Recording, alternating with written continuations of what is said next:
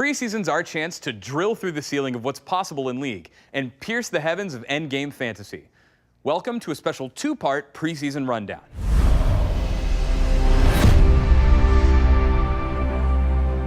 Before we kick off, we wanted to wish Miss Pudding the best as she pursues new opportunities outside of Riot. Thanks for the great memories, keeping guests like me on track, and hosting the first season of the rundown. Good luck, have fun. And now, bring on preseason. We've got not one, but two episodes for you today.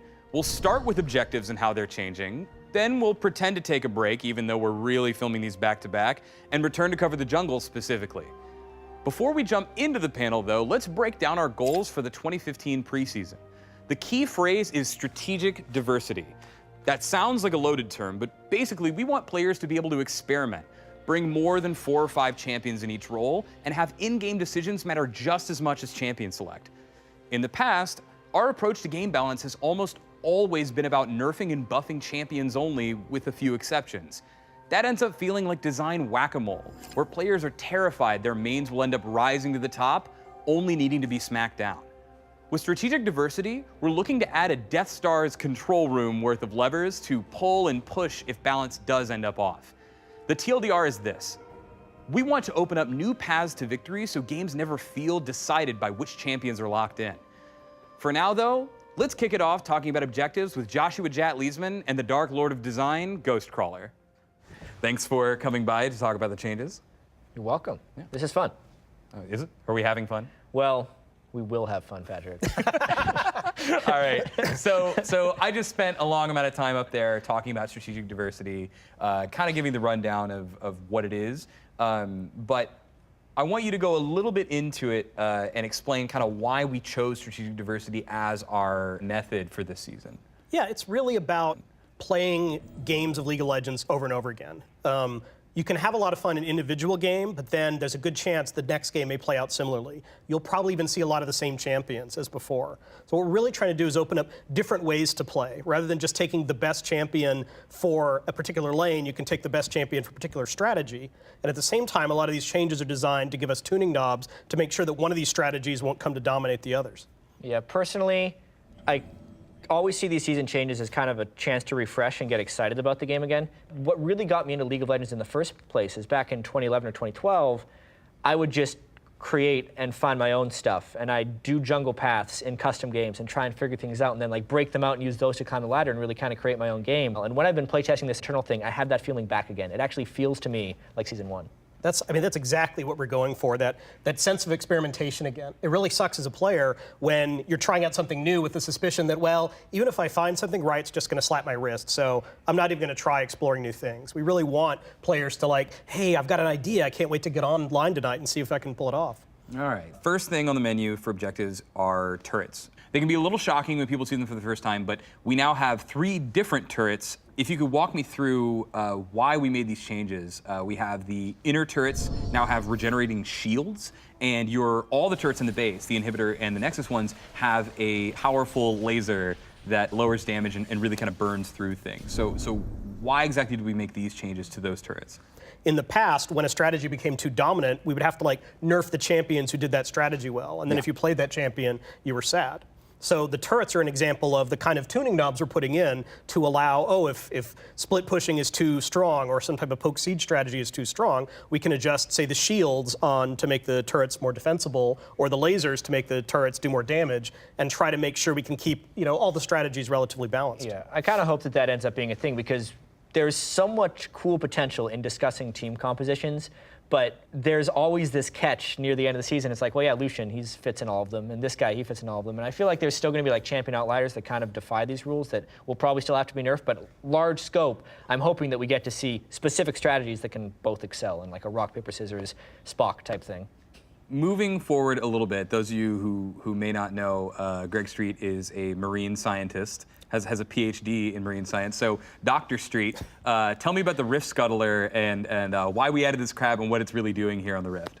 So the original idea was not, we need a crab in League of Legends. That's why we hired you. We needed a crab. That's why. We wanted a minion in the river, and we talked about what makes sense kind of to be there. We called it an eel for a long time internally, but it didn't make sense that like when the eel leaves the water, it would flop around on the ground, just kind of awkward. I'm giving vision. Yeah. This is amazing. I have big eyes. Okay, all right, I'm seeing it. And then also part of the idea is that the crab runs away, and he's pretty tough. He doesn't stand and fight. We now have a creature that tries to get away when you try to kill it. So it made sense that it needed to be something pretty armored that could then like burrow into the mud and the river to hide and grant vision, and some kind of crustacean just seemed the logical choice. Yeah. So the crab lives kind of in the jungle, lives between the jungles, right? Right.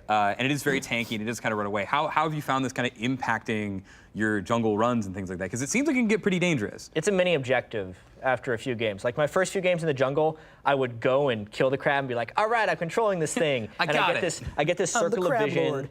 and a little speed shrine, and nothing would really happen because I wasn't thinking about when it needed to be taken. The next few games, it's really important, I feel like, to take the crab right before you are going to try an objective or right before you think an opponent is going to try it as you're falling away. Because I had one situation where we were down like one person, we were going to have trouble holding the dragon, killed the crab, had vision of it, they couldn't clear it, it's unstoppable vision, ulted with Nocturne, killed Soraka, stole the dragon, we like won a team fight, but it's all because we had that vision control.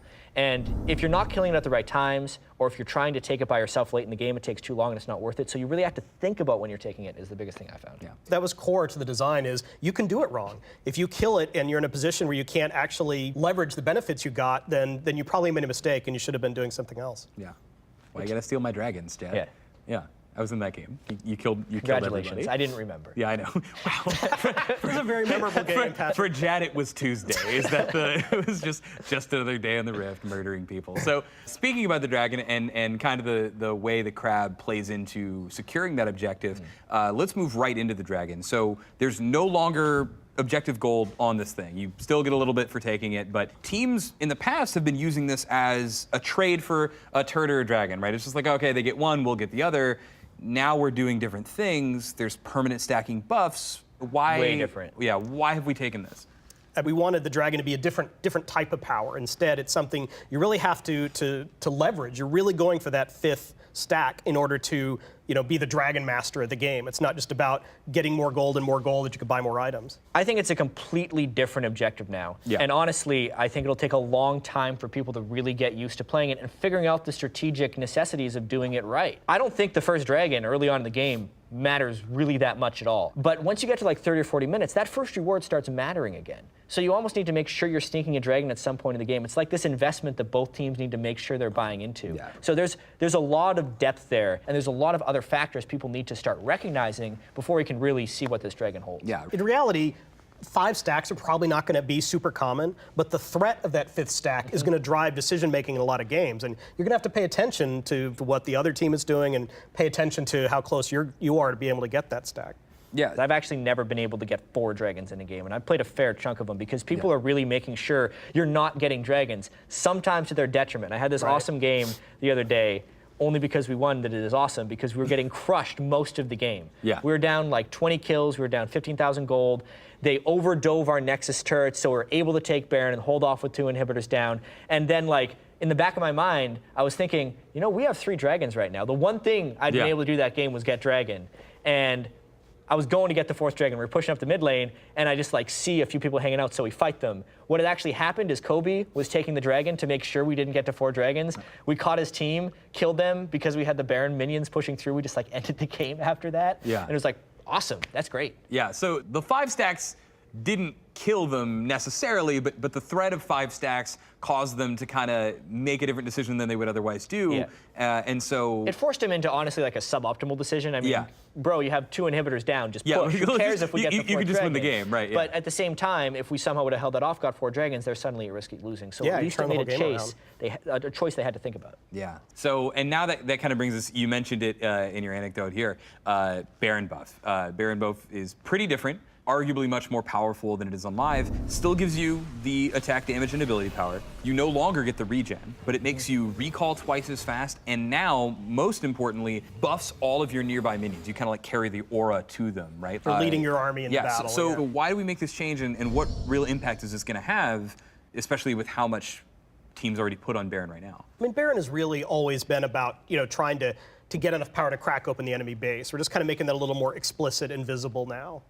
Things like the regen, we just kind of felt were superfluous. We really wanted to be about being able to get in and take out turrets, get through the walls, and do some real damage. For me, I feel like the Baron buff of the new season is one of the most terrifying changes. Us too. Yeah. But potentially the best change from my experience playing with it. But what this does is the Baron buff isn't actually making the minions do much more damage. It's just making it so they actually give you time to hit the turret. So if a team gets Baron, they have an absolute opportunity to finish the game, and they need to take that chance because they're not going to be able to siege out. If they get poked back, it's not like they can heal up, they're going to have to go back. Really, really scary, but I do like the change. We want this to feel good, and we're really excited to see, player feedback and how they think, did we accomplish having a more diverse League of Legends? Well, anyways, thanks guys for being here. We've covered the new Baron and Dragon buffs, we've covered Giga Turret lasers and the adorable Rift Scuttler, and we haven't even talked about smiting Teemo. If you think you've heard everything and you want to start exploring the new changes, don't. If you're instead correctly thinking you want to know more about smiting some Teemos, stay tuned for part 2, where we'll be hacking and slashing our way into the 2015 jungle. And until next time, if you're looking for a sign-off, watch the next video.